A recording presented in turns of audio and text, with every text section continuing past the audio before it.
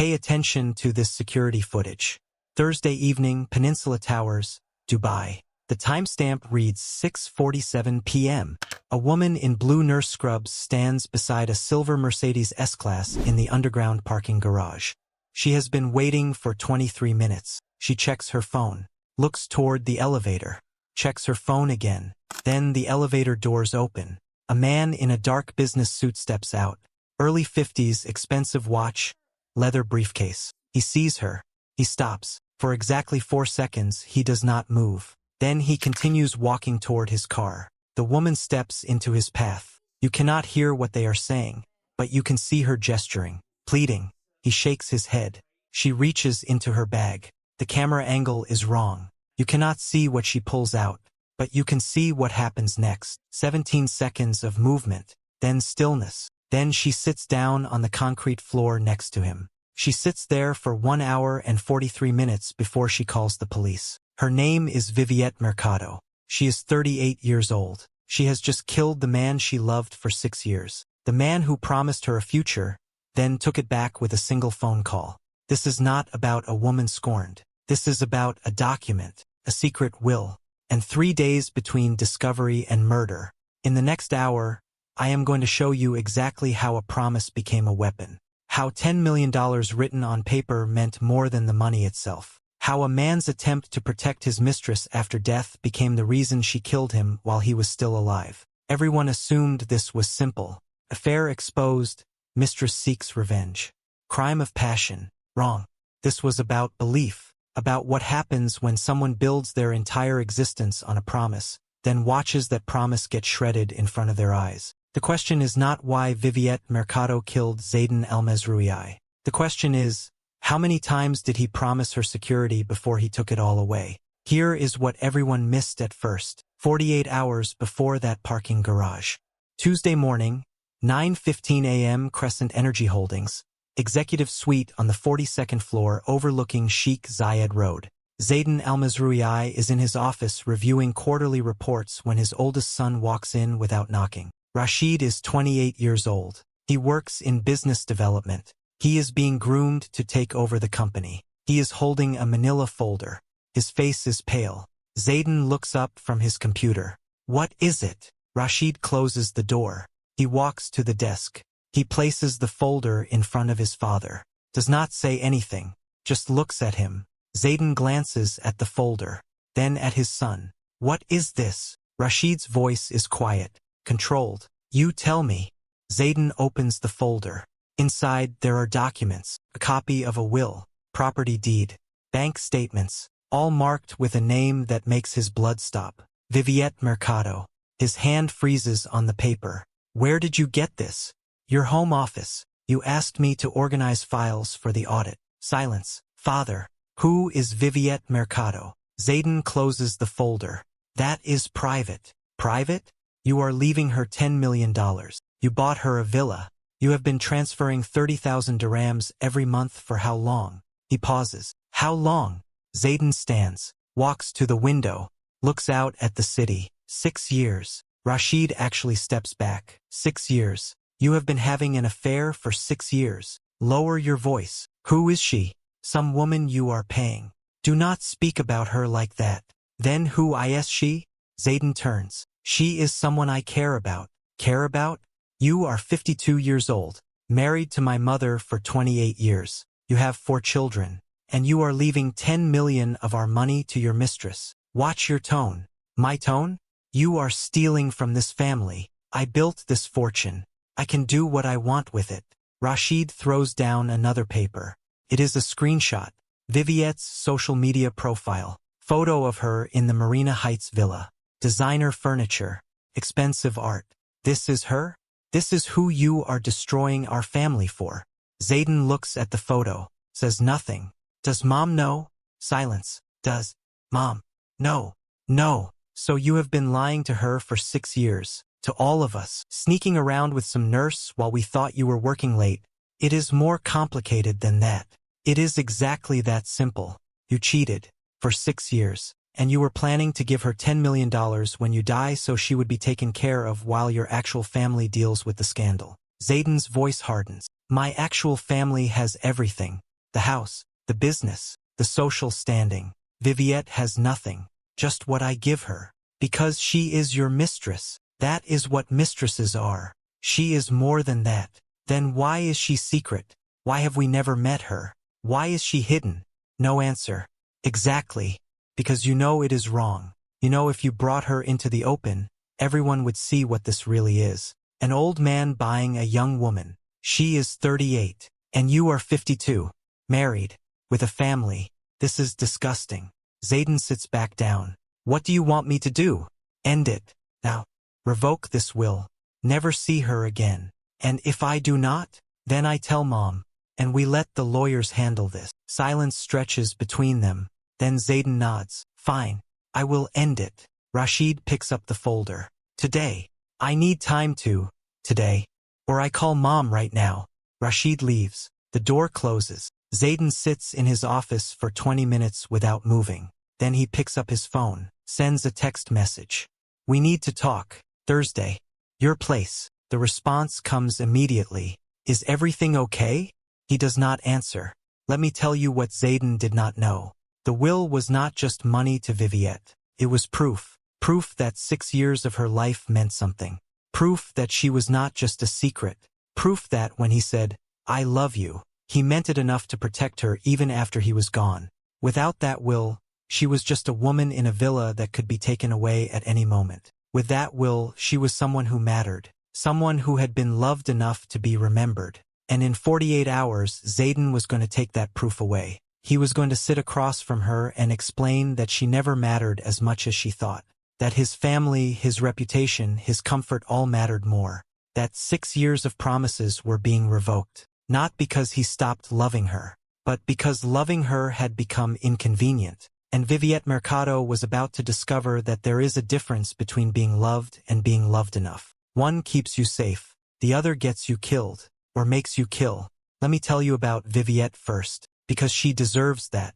She deserves to be more than the woman in the parking garage.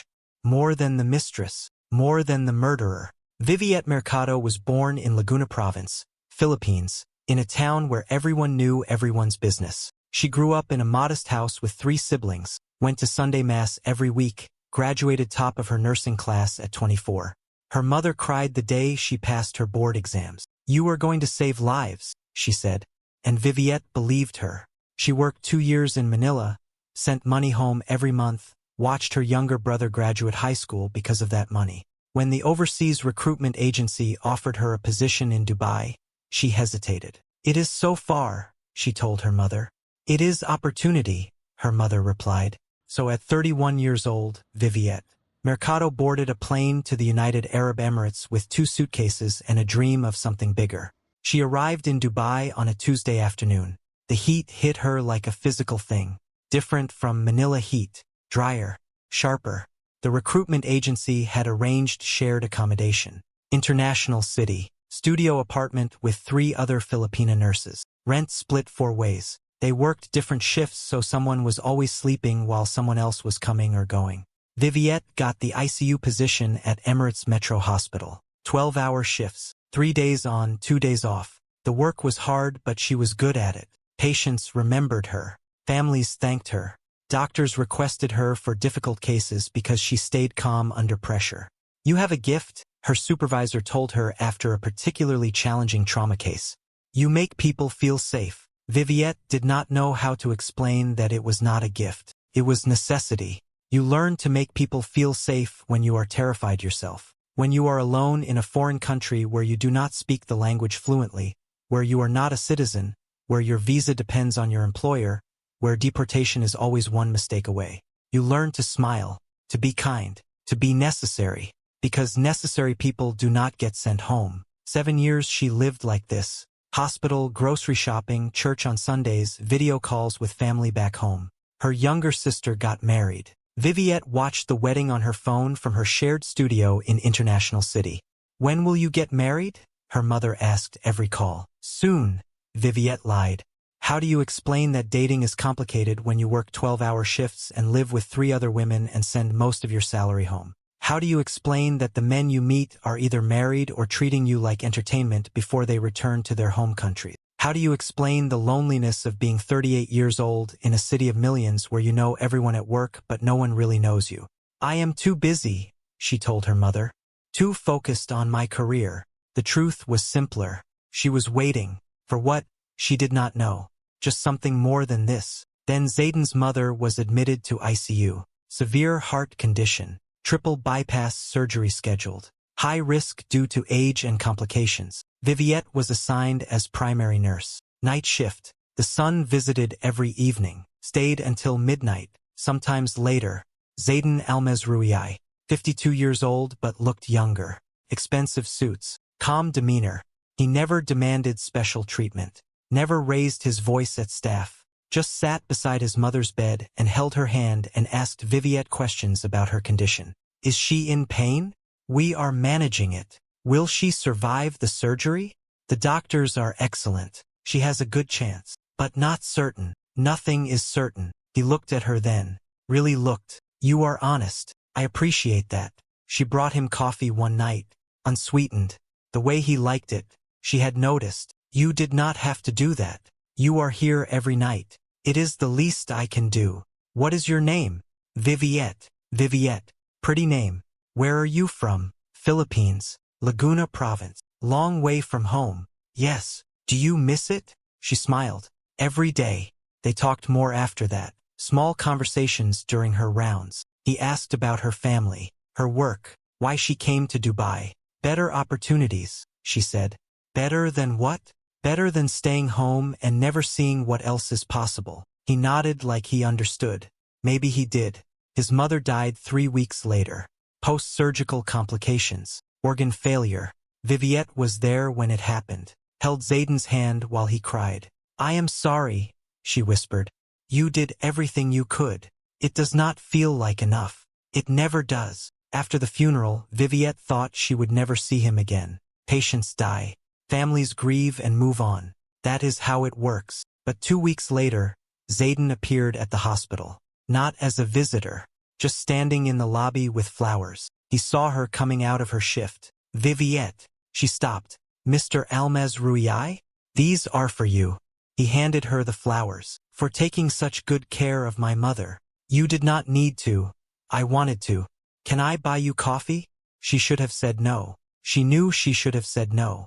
But she was tired and lonely and no one had bought her flowers in 7 years. Just coffee. They went to a cafe near the hospital. Talked for 2 hours. He asked about her life in Dubai. She told him about the shared apartment, the long shifts, the video calls with family. He laughed at her stories. Really laughed. Not polite laughter. Real. You are different, he said. Different how? You actually care. About people. About getting things right. It is rare. It is just my job. No. This is who you are. 3 days later, he texted her. Asked if she wanted dinner. She hesitated. Are you married? She replied. Yes. I will not lie to you about that. She should have stopped right there. Should have blocked his number. Should have known where this would lead. But she wrote back, then this is wrong. I know, he replied. But I cannot stop thinking about you. And that was how it started. 1 dinner became 2. 2 became regular meetings. Meetings became weekends away. Business trip to Muscat, he would tell his family. But really, it was Viviette in a hotel room overlooking the ocean. Zayden teaching her to laugh again. To feel like more than just a uniform and a name tag. I love you, he told her on their 2nd anniversary. They were in Oman. Private villa. Stars overhead. You cannot love me. You are married. I can. I do. It is not real if it is secret. It is real to me. And God help her, she believed him. Year 5. Zayden's health declined. Diabetes diagnosis. High blood pressure. My father died at 54, he told her one night. Heart attack. Just dropped dead in his office. You are not your father. No. But I have his genes, his lifestyle, his stress. He was quiet for a long time. Then, if something happens to me, what happens to you? What do you mean? You have no rights, legally. If I die tomorrow, my family gets everything. You get nothing. Not even acknowledgement you existed. I do not need your money, but you deserve security. You gave me 6 years, the best years of my life. I need to know you will be okay.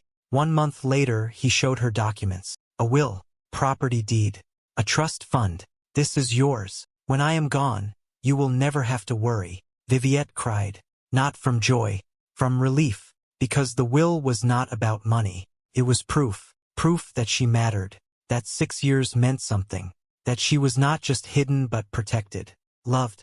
Enough. I do not know what to say. Say you will accept it.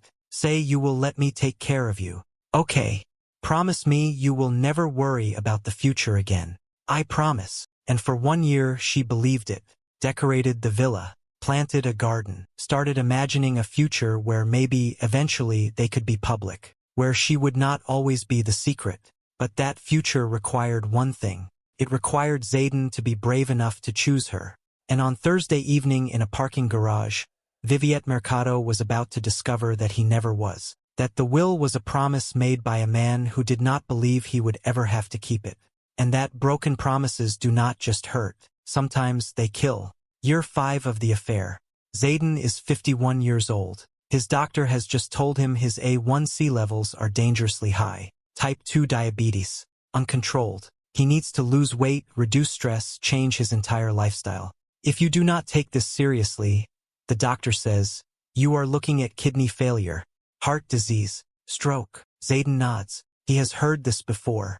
But now there is a new urgency, because his father died at 54. Heart attack in his office. 1 minute reviewing contracts, the next minute on the floor. Dead before the ambulance arrived. His uncle, 51. Massive coronary. No warning. Just gone. Zayden starts thinking about mortality, about legacy, about what happens when he is no longer here to control the narrative. His official will is standard. Everything to his wife Amara and their 4 children. The house in Emirates Hills. The investment portfolio. His shares in Crescent Energy Holdings. His property holdings across Dubai and Abu Dhabi. Standard. Expected.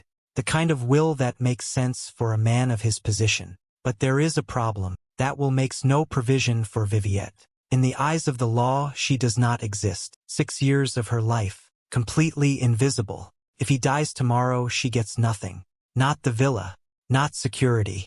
Not even acknowledgement. And that bothers him more than his rising blood pressure. He thinks about this for weeks, cannot sleep, keeps imagining himself gone and Viviette alone. The villa he bought her is technically owned by a shell company. His lawyers set it up that way for discretion. But that means his family could challenge it, could argue it was purchased with marital assets, could take it away from her. She would have no defense, no legal standing, just a foreign worker whose visa expires the moment she loses her job. Deportation, back to the Philippines with nothing to show for 6 years except memories. That cannot happen. He will not let that happen. So he makes a decision, a secret decision, one that will eventually cost him his life. Friday morning, Zayden tells his assistant he is driving to Al Ain for a meeting.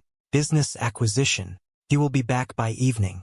But he is not going to Al Ain for business. He is going to see a lawyer, not his usual legal team in Dubai.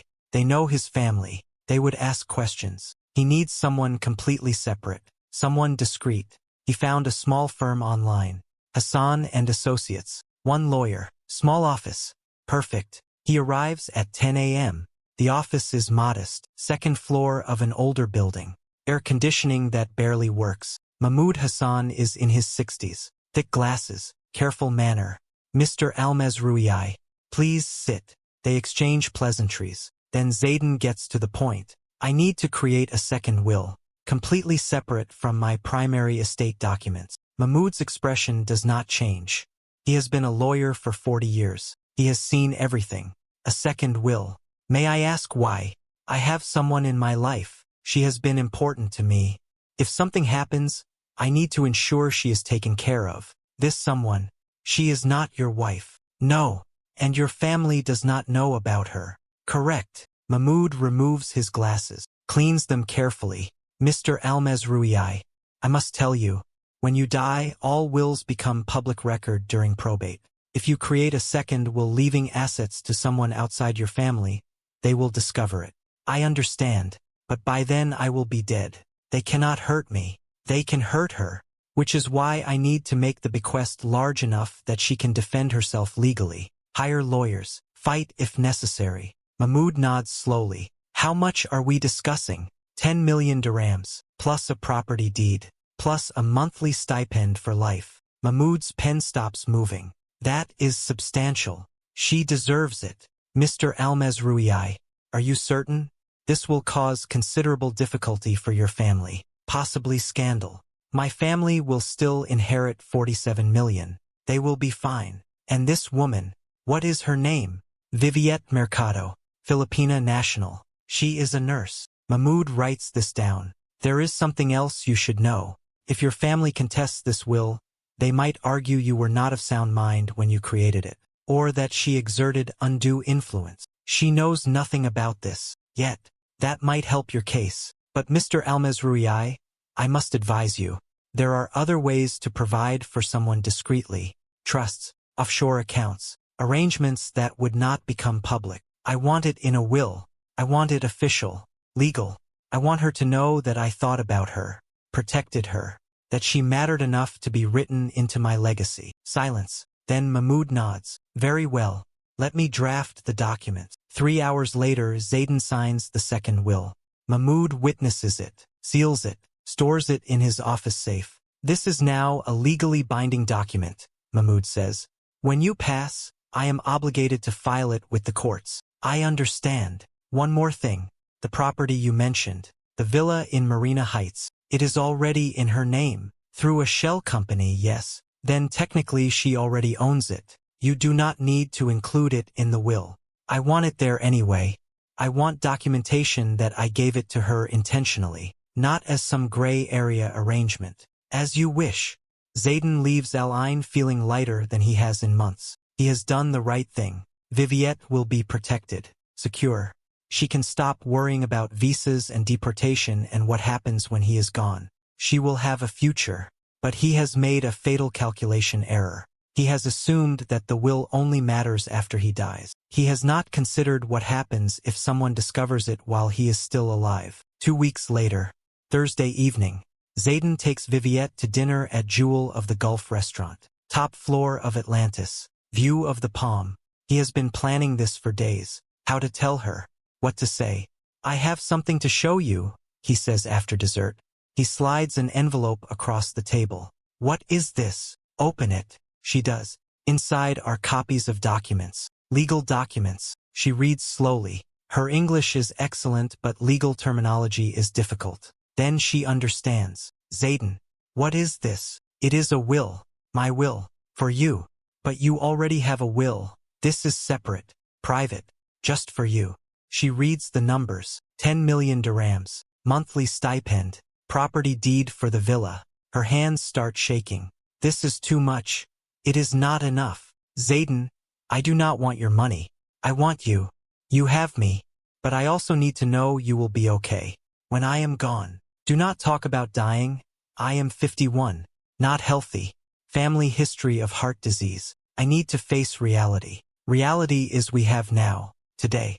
Not some future where you are gone. Viviette, please. Let me do this. Let me take care of you. She is crying now. You are already taking care of me. The villa, the support, everything. That can all disappear. If something happens to me tomorrow, my family would challenge everything. They would take the villa, cut off support. You would have nothing. I would have 6 years of memories. Memories do not pay rent. Memories do not keep you safe in a country where your visa depends on employment. He is right. She knows he is right. She is 38 years old. If he dies and his family comes after her, she has no defense, no legal standing, just a foreign worker who was sleeping with a married man. The will makes it official, Zayden continues. Legal. They cannot take it away. You will have security, a future. You can stay in Dubai or go home to the Philippines. Whatever you want. You will never have to worry again. She looks at the documents again. 10 million dirhams. That is more money than her entire family has earned in 3 generations. When did you do this? 3 weeks ago. I have been waiting for the right time to tell you. Why now? Because I love you. Because you gave me 6 years. Because you deserve to be protected. Viviette folds the documents carefully, puts them back in the envelope, looks at him across the table. Promise me something. Anything. Promise me this is not because you feel guilty. Promise me this is because you actually love me. I promise. I love you. More than I have ever loved anyone. Even your wife. Dangerous question. They never talk about his wife. My wife and I have an arrangement. Partnership. What we have is different. Real. Real things do not have to be hidden. I know. I am sorry I cannot give you that. But I can give you this. Security. Protection. A future. She reaches across the table. Takes his hand. Okay. I accept. But not because of the money. Because it means you actually thought about me. About what would happen. It means I matter. You matter more than you know. 1 month later, Viviette moves into the Marina Heights villa permanently. Gives up her shared studio in International City. No more roommates. No more split rent. This is her home now. Truly hers. She decorates carefully. Furniture from home center.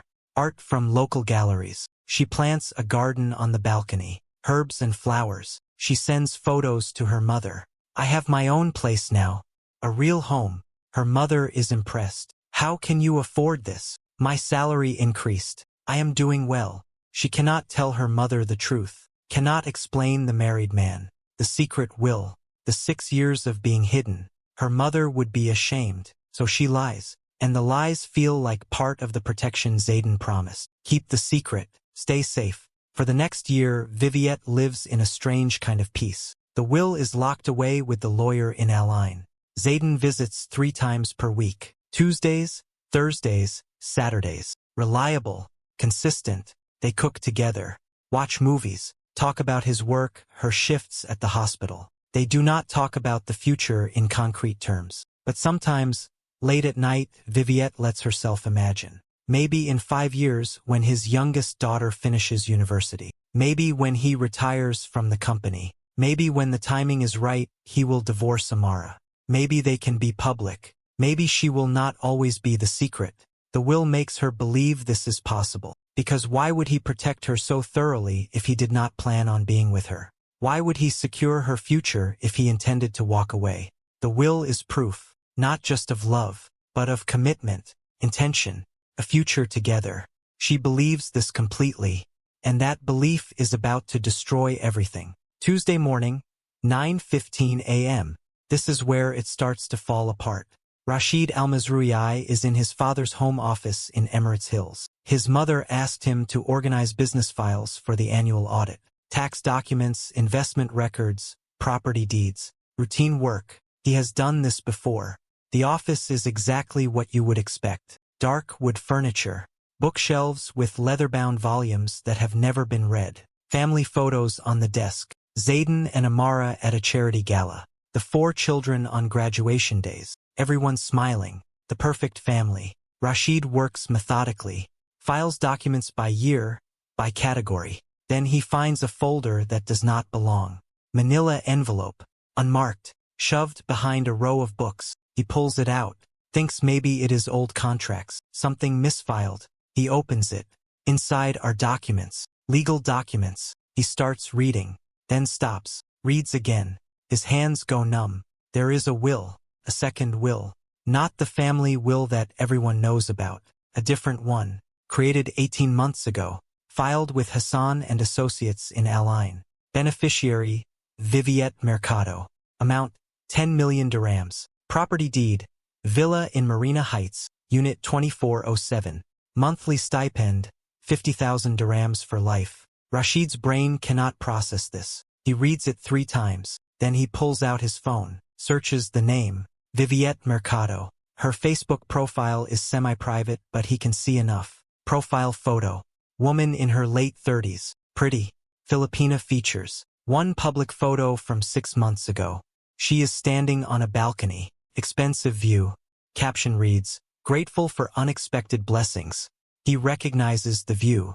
Marina Heights. He clicks on the location tag, scrolls through other photos tagged at that location. Finds the building, finds the unit number someone tagged, 2407, the same unit from the deed. This woman is living in a villa his father bought her. With family money. For 18 months, Rashid feels physically sick. He keeps searching, finds her employment information. Emirates Metro Hospital. ICU nurse. He checks the bank statements in the folder. Monthly transfers to V. Mercado. 30,000 dirhams. Every month. For 6 years. 6 years. His father has been having an affair for 6 years. With a nurse. And he planned to leave her $10 million. Rashid sits in the office chair. Tries to breathe. Tries to think. His mother. Does she know? His siblings. Do they know? He is the oldest. The responsible one. The one being groomed to take over the company. And he just discovered his father has a secret life. A secret will. A secret fortune being siphoned away to a mistress. He picks up his phone. Almost calls his mother. Then stops. This needs to be handled differently. He needs to confront his father first. Give him a chance to explain. A chance to fix this. He takes photos of every document. Then carefully puts everything back in the envelope. Back behind the books. Like he never found it. But everything has changed. 20 minutes later, Rashid is in his car. Driving to Crescent Energy Holdings. He calls his father's assistant. I need to see him. Now. It is urgent. He is in meetings all morning. Cancel them. This is family business. He arrives at the building. Takes the elevator to 42. Walks past the assistant without stopping. Opens his father's office door. Zayden is on a conference call. Sees his son's face. I will call you back, he says into the phone. Hangs up. Rashid. What is? Rashid closes the door. Locks it. Walks to the desk. Pulls out his phone. Shows his father the photos. Who is Viviette Mercado? Zayden's face goes completely white. Not pale. White. Like all the blood has drained out. Where did you get that? Your office. The audit files. You asked me to organize them. That was private. Private? You are leaving her $10 million. You bought her a villa. Who is she? Silence. Zayden cannot speak. Cannot think. This was not supposed to happen. The will was supposed to stay hidden until after he died. By then it would not matter. But now his son is standing in front of him with proof. With photos. With evidence of 6 years of lies. Father, answer me. Who is she? Someone I care about. Care about? You are married. You have a family. You are having an affair. It is complicated. It is not complicated. It is betrayal. How long? Silence. How long? 6 years. Rashid actually stumbles backward. 6 years. While their mother ran the household. While they celebrated anniversaries and holidays. And graduations. While everyone thought they were a happy family. 6 years of lies. Does mom know? No. Does anyone know? Just you. Now. And you were planning to give this woman 10 million of our money? I built that money. With mom's family connections. Her father got you half your contracts. Her brothers introduced you to investors. That money belongs to this family, not your whore. Do not call her that. What else is she? You are paying her 30,000 a month for 6 years. That is over 2 million dirhams. Plus the villa. Plus the 10 million inheritance. She is a prostitute. Zayden stands. His voice is ice. Watch your mouth. You do not know her. You do not know what we have. What you have. You have a secret. A lie. An affair. That is all. I love her. The words hang in the air. Rashid stares at his father. You love her. More than mom? More than us. It is different. Your mother and I, we have an arrangement. Partnership. Viviette is what? Your real family? Because we are just the public version. That is not fair. Fair? You want to talk about fair? I am 28 years old. I thought I knew who you were. I respected you. Wanted to be like you. And now I find out you are just another pathetic old man buying a young woman. She is 38. And you are 52. Married. This is disgusting. You do not understand. I understand perfectly. You found some nurse, some foreign worker who depends on you. You bought her loyalty. And now you want to make her rich, so she will remember you fondly after you die. It is not like that. Then what is it like? Explain it to me. Make me understand why you are destroying our family for her. Zayden sits back down. Suddenly looks every day of his 52 years. Tired. Defeated. When your grandmother was dying, he says quietly. Viviette was her nurse. She was kind. Compassionate. She cared. Not because she had to. Because that is who she is. So you started sleeping with her? It was not like that. We talked. For weeks. Just talked. And I realized I had not had a real conversation with anyone in years. Not your mother. Not my friends. Everyone wants something from me. Business deals, social connections, access. But Viviette just wanted to talk. How touching. And that justifies 6 years of cheating. I am not justifying it. I am explaining it. There is no explanation that makes this okay. I know. Silence. Then Rashid speaks again. Voice controlled. Dangerous. Here is what is going to happen. You are going to end this, today. You are going to revoke that will. You are going to cut all contact with her. And you are going to pray Mom never finds out. And if I refuse, then I tell her. And we let the lawyers destroy you. Mom's family has enough influence to ruin your business. Take away your contracts. Freeze your assets. You will lose everything. You would do that? To your own father. You did it first. When you betrayed us for 6 years. Zayden looks at his son. Sees the determination. The anger. The betrayal. He knows he has no choice. His family is more powerful than his love. His position is more important than his happiness. He has always known this. He just hoped he would never have to choose. Fine, he says finally. I will end it. When? I need time to. Today. Call her today. End it. Or I call Mom right now. Thursday. I will do it Thursday. I need to explain in person. She deserves that. Rashid considers this. Thursday. But if you do not, I will. He unlocks the door. Leaves. Zayden sits alone in his office. Stares at his phone. Tries to imagine the conversation. How do you tell someone you love them but not enough? How do you explain that 6 years were real but the promises were not? How do you take back a will that was supposed to prove she mattered? He picks up his phone. Types a message. Deletes it. Types again. Deletes again. Finally sends, we need to talk. Thursday. Your place. Viviette responds immediately. Is everything okay? He stares at the message. Knows what he should write, but cannot bring himself to type the words, so he writes nothing.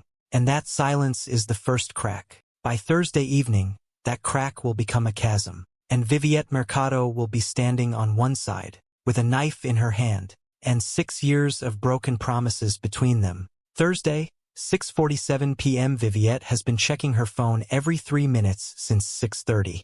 Zayden texted this morning, 7 p.m. Your place, nothing else. She responded, is everything okay? No answer. She tried calling at lunch. Straight to voicemail. She texted again at 4 p.m. Zayden, please tell me what's wrong. Message delivered. Not read. Now she is standing in the Marina Heights villa that he bought her, staring at her phone, and she knows, deep in her bones she knows, something is catastrophically wrong. She has known since Tuesday when he sent that first text. We need to talk. In 6 years, he has never said, we need to talk. He says, I miss you, or dinner tonight, or can't wait to see you.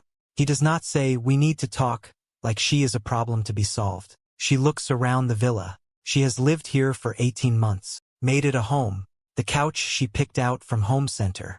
The art she bought from a gallery in El Circle Avenue. The herb garden on the balcony where she grows basil and mint. All of it feels suddenly fragile, like a stage set that could be dismantled at any moment. Her phone buzzes. Parking now.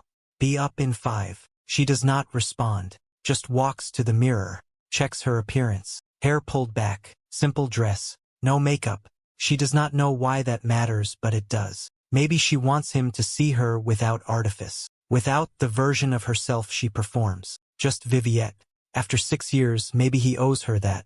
The doorbell rings at 6:53 p.m. She opens it. Zayden is standing there in his business suit. He looks exhausted, older than she has ever seen him. Hi, he says. Come in. They do not kiss. That is the first sign. In 6 years, he has always kissed her when he arrives. Always.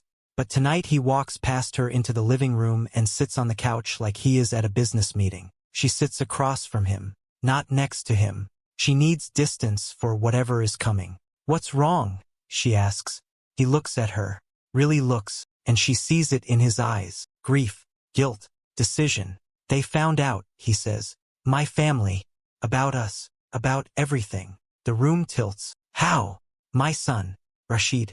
He was organizing files for an audit. He found the will. the deed, bank statements, everything. Oh God. I'm sorry. I never thought I kept it hidden. I was so careful. What did you tell them? The truth, that we've been together for 6 years, that I care about you, that I wanted you to be secure. And what did they say? Silence. She knows. Before he speaks, she knows. They gave me an ultimatum. End it, or lose everything. Everything.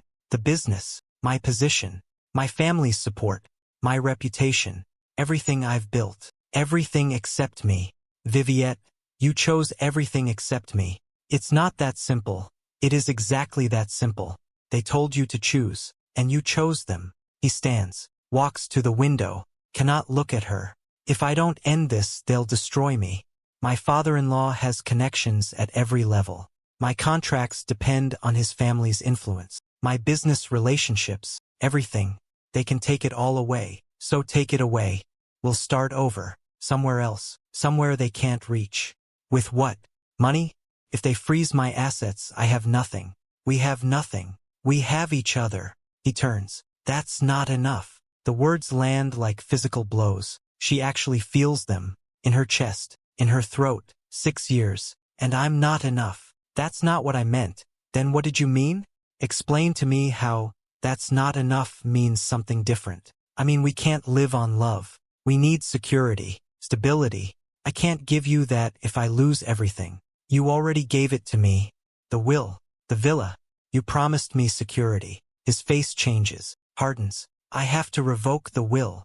The room goes silent, completely silent. Even the air conditioning seems to stop. What? The will. I have to revoke it. Tomorrow. My lawyer is preparing the paperwork. You're taking it back. I have no choice. You had a choice. You chose your family. They are my family. My wife, my children, my grandchildren someday. That's my life. And what was I? Silence. What was I, Zayden? For 6 years? What was I? You were someone I cared about. Deeply. Cared about. Past tense. Viviette, please. Answer me. What was I? Mistress? Prostitute?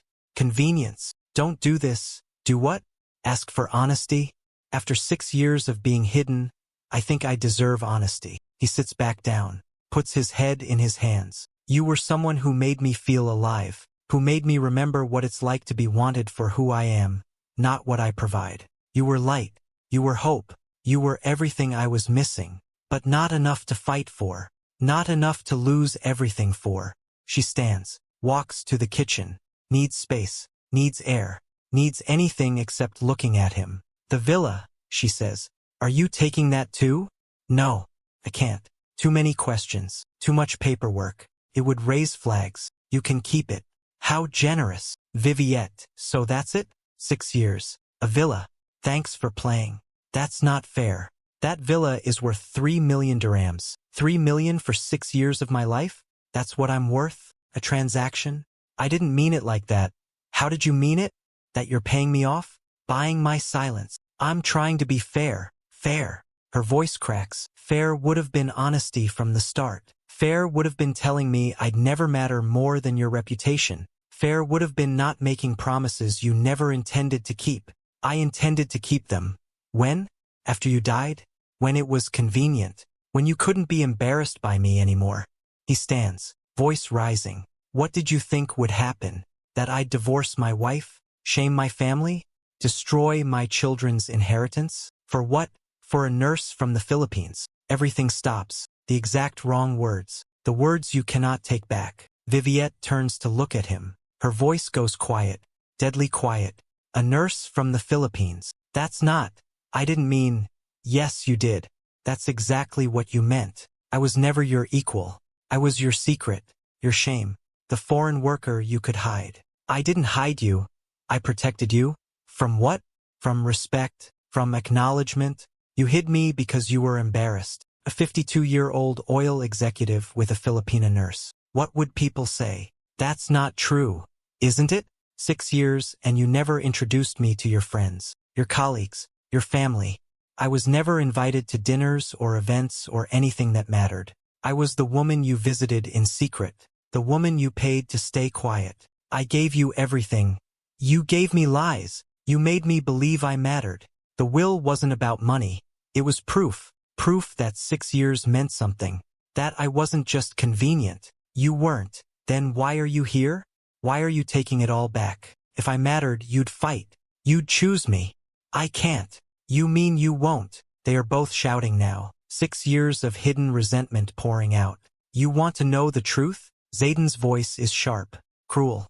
The truth is I love my comfort more than I love you. I love my position, my reputation, my family's approval. I love the life I've built. And yes, I love you, but not enough to lose everything else. Then you never loved me at all. I did. I do. But there are degrees, levels, and I'm not worth the cost. No, you're not. She grabs the kitchen knife from the counter. Does not think, just reaches and grabs. Put that down. Why? Scared? You should be. You destroyed my life. I gave you 6 years of luxury, travel, gifts, a villa. You gave me false hope. I'm 38 years old. No husband, no children, no future. Because I waited for you. No one forced you. You promised me. The will, the security. You made me believe I had a future. Viviette, please, think about what you're doing. I've thought about nothing else for 3 days, since you went silent, since you couldn't even tell me what was wrong. I knew you were going to throw me away. She is crying now, shaking. I gave you everything, everything I had, 6 years of my life. I turned down dates, proposals, chances at a real family, because you promised me. You said, you'll never have to worry again. You said, I've taken care of you. And now you're taking it all back like it meant nothing.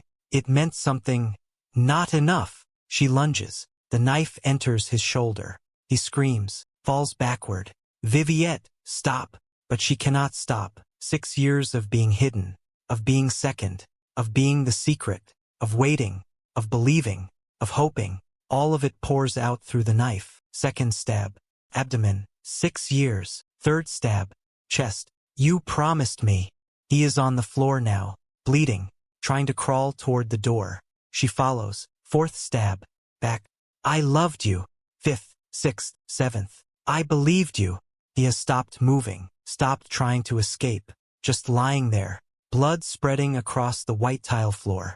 She stabs him again, and again, and again. Lost count, lost awareness of anything except the rage and grief and betrayal. Finally she stops, stands over him, breathing hard, the knife still in her hand. He is looking up at her, barely conscious, blood everywhere. I loved you, he whispers, voice barely audible. I'm sorry I wasn't brave enough to choose you. I'm sorry I wasn't the man you deserved. I'm sorry. Then his eyes close, his breathing stops, and Viviette Mercado is standing alone in a villa that no longer feels like a home. With blood on her hands, and a dead man at her feet, she does not scream, does not panic, just sits down on the floor next to him, the knife still in her hand. She sits there for 1 hour and 43 minutes. She does not move, does not think, just sits. The blood is starting to dry. It is darker now, almost black in some places. She looks at Zayden's face, peaceful now. No more stress, no more choosing, no more shame, just gone. Finally, she picks up her phone, dials. Police? I need to report a murder. Marina Heights, Unit 2407. I killed him. I killed Zayden Almezrouei. Please send someone. The operator is asking questions, but Viviette is not listening anymore. She puts the phone down and waits. The police arrive at 8:47 p.m. 2 officers. They approach Unit 2407 cautiously, weapons drawn. Standard protocol for a reported homicide. They knock. Dubai police. Open the door. The door is unlocked. They push it open. And stop. There is blood everywhere. The white tile floor is red. The walls have spray patterns. And in the middle of it all, sitting calmly, is a woman in a blood-soaked dress. A man's body next to her. A knife in her hand. Ma'am, put the knife down. Viviette looks up. Does not resist. Just sets the knife on the floor. Raises her hands. I called you. I told you I killed him. Ma'am, stay where you are. Do not move. They secure the scene. Call for backup. Forensics. Detective Unit. One officer approaches Viviette carefully. What is your name? Viviette Mercado. And this man, Zayden Almezrouei, what happened here? I stabbed him 17 times. He was breaking his promise. The officer glances at his partner. This woman is confessing. Calmly. Completely. No lawyer. No resistance. Just matter of fact. Ms. Mercado, you have the right to remain silent. Anything you say, I do not need rights. I killed him. I am not denying it. Within an hour, the villa is swarming with police. Crime scene investigators photograph everything. The body, the blood patterns, the knife, the furniture.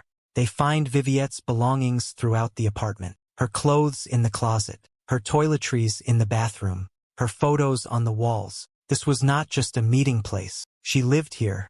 The lead detective, Youssef Mansour, 23 years on the force, arrives at 10:15 p.m. He takes one look at the scene and knows this is going to be complicated. Too much blood, too much rage. This was personal. He approaches Viviette. She has been separated from the scene, sitting in the living room with an officer. Ms. Mercado, I am Detective Mansour. Can you tell me what happened? He broke his promise, so I killed him. What promise? He said he would take care of me. He gave me a will, security. Then he took it all back, said I was not worth the cost. So you killed him? Yes. How many times did you stab him? I do not know. Many times, until he stopped moving. Detective Mansour makes notes. Had you been drinking? Using drugs? No. I was just angry and sad and alone. Did he attack you first? No. I attacked him. He was leaving, taking back everything he promised. So this was not self-defense? No. It was rage. The detective conducts a thorough investigation, interviews neighbors. None heard screaming. The units on either side are empty. Vacation properties. He reviews Viviette's phone records. 50 calls to Zayden over 3 days. All blocked. Text messages showing the deterioration. Please talk to me. I need to understand. Don't do this. He finds the bank statements. 6 years of monthly transfers. 30,000 dirhams. Over 2 million total. He finds the property deed. Villa purchased through Shell Company. Owned by Viviette. He finds the second will. Still valid. Never revoked. Zayden died before he could sign the revocation papers, which means technically, Viviette would inherit 10 million dirhams. Except she killed him. UAE law is clear. You cannot benefit from a crime. If you murder someone, you cannot inherit from them. The will is void. Detective Mansour interviews Zayden's family. They are shocked, horrified.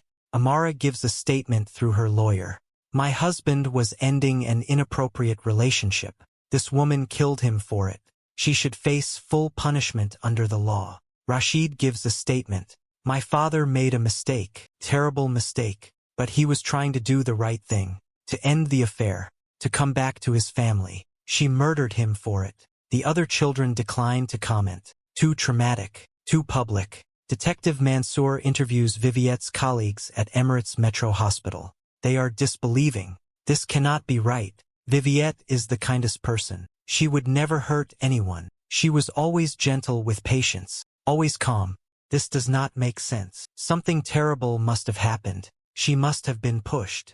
But the evidence is clear. Viviette confessed. The forensics match her story. 17 stab wounds. Excessive force. This was not an accident. Not self-defense. This was murder. Dubai prosecutors charge her with premeditated murder. First degree. Maximum penalty. The trial begins 8 months later. Viviette is assigned a court-appointed attorney. Karim Hassan. He is overworked, underfunded, but he is good. He meets with Viviette in jail. Tell me everything, from the beginning. She does. All 6 years. The affair. The promises. The will. The ultimatum. The breakup. The rage. This was not premeditated, Karim says. You did not plan to kill him. He came to break up with you. You reacted in the moment. Yes, that is second-degree murder. Crime of passion. Extreme emotional disturbance. Not first degree. Does it matter? He is still dead. It matters for sentencing. First degree is life or death penalty. Second degree is 15 to 30 years. I do not care. You should care. You are 38 years old. You could have a life after prison. Eventually, she looks at him. What life? I have nothing. No family here. No job. No visa. When I finish prison, they will deport me back to the Philippines with a murder conviction. What life is that? It is still life. Better than death. She nods. Okay. Whatever you think is best. The trial lasts 3 weeks. The prosecution presents their case. This was premeditated.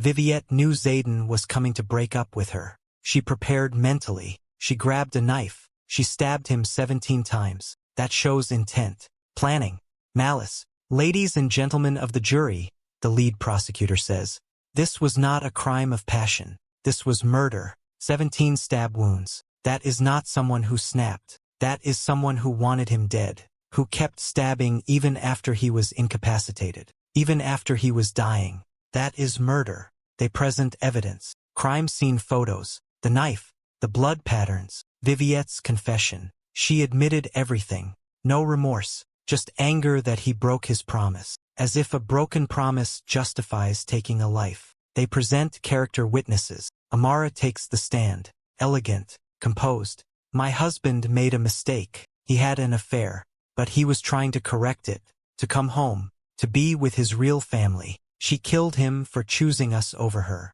Rashid takes the stand. My father was a good man who made a bad choice. He got involved with the wrong person, and when he tried to end it, she murdered him. That is who she is, a murderer.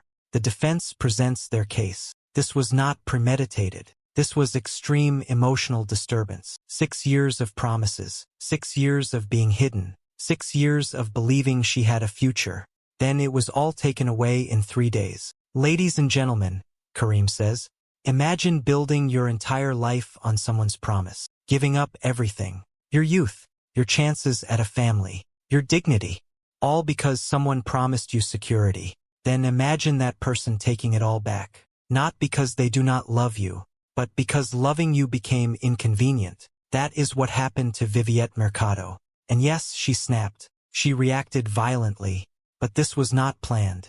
This was a woman pushed past her breaking point. They present evidence of the affair. The bank statements showing 6 years of support. The villa deed showing he gave her a home.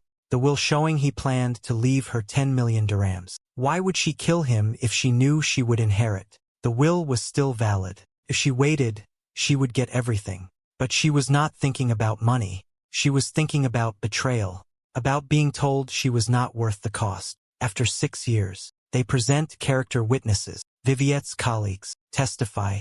She was dedicated, compassionate, beloved by patients and staff. This is completely out of character. Her supervisor, in 10 years working with her, I never saw her angry.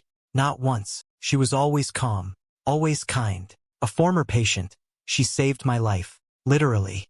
I had a heart attack. She kept me alive until the doctors arrived. She is a hero, not a murderer. Finally, Viviette takes the stand. The courtroom is silent. Everyone wants to hear from her.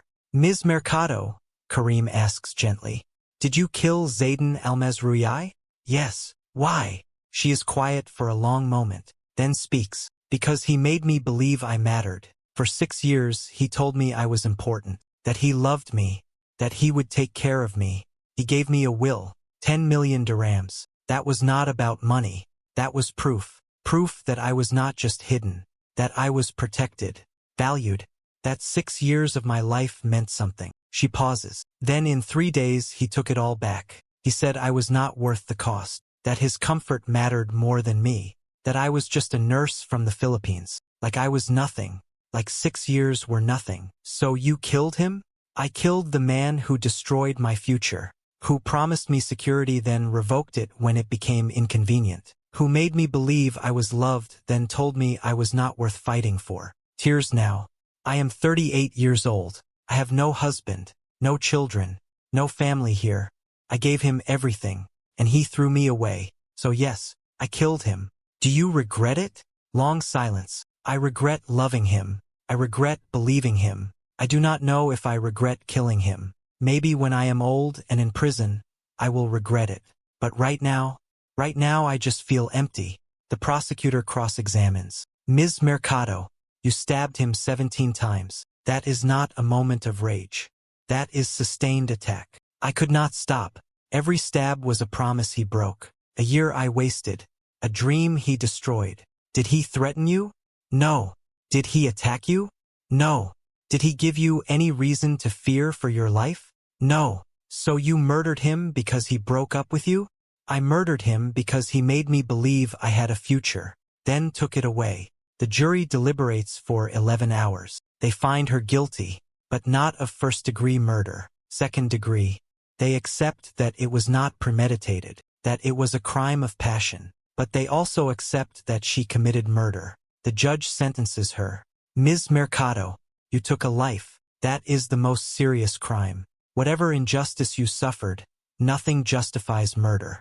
However, the court acknowledges the circumstances, the emotional disturbance, the broken promises. This was not a planned execution. This was a woman who broke. You are sentenced to 25 years in prison with possibility of parole after 17 years. Amara moves quickly, files lawsuit to reclaim the villa, argues it was purchased with marital assets. Viviette cannot defend herself from prison. The court rules in Amara's favor.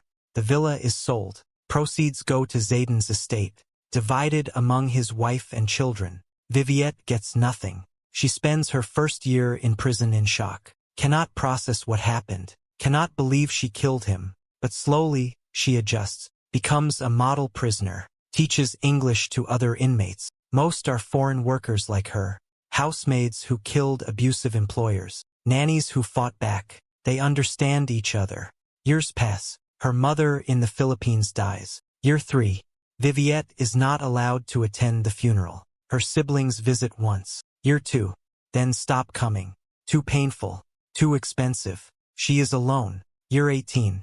Viviette is 56 years old. Gray hair. Tired. She has been a prisoner longer than she was free in Dubai. A guard tells her she has a visitor. She is surprised. No one visits anymore. She walks to the visitation room and stops. Sitting across the glass is Layla, Zayden's youngest daughter, now 40 years old. Viviette sits, picks up the phone. Why are you here? Layla picks up her phone. I found my father's journals. He wrote about you. Silence. He wrote that he loved you, that he was a coward, that he should have been brave enough to choose you but could not, that choosing his comfort over you was his greatest regret. He regretted it? The last 3 days of his life. My mother said he barely slept, barely ate. He knew he was destroying you. He died knowing he broke someone he loved. Does that make it better? No. But it is the truth. He was not a villain, just a coward. And you were not a monster, just someone pushed past breaking. Pause. I forgive you. Viviette stares at her. Why? Because you loved him honestly. We loved him conditionally. Be respectable. Protect the family name. But you loved him for who he was. He just was not brave enough to choose that love. Viviette starts crying. First time in 18 years. Thank you. Layla nods, hangs up the phone, leaves. Viviette watches her go. And for the first time, feels something other than emptiness. Not peace, not forgiveness, just acknowledgement. That maybe she was not crazy. That maybe her pain was real. That maybe somewhere someone understood.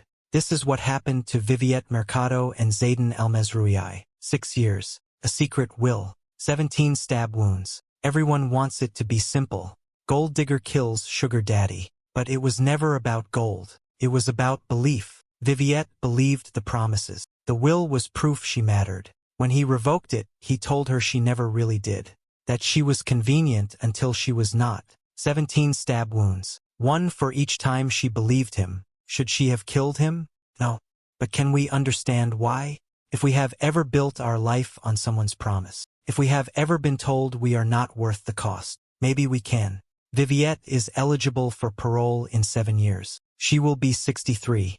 Zayden is buried at Heritage Gardens Cemetery. Private funeral. Family only. The villa was sold. New owners do not know its history. And somewhere in Dubai right now, someone is promising someone else, I will take care of you. The question is, will they keep that promise? Or will it end with blood on the floor and 2 lives destroyed?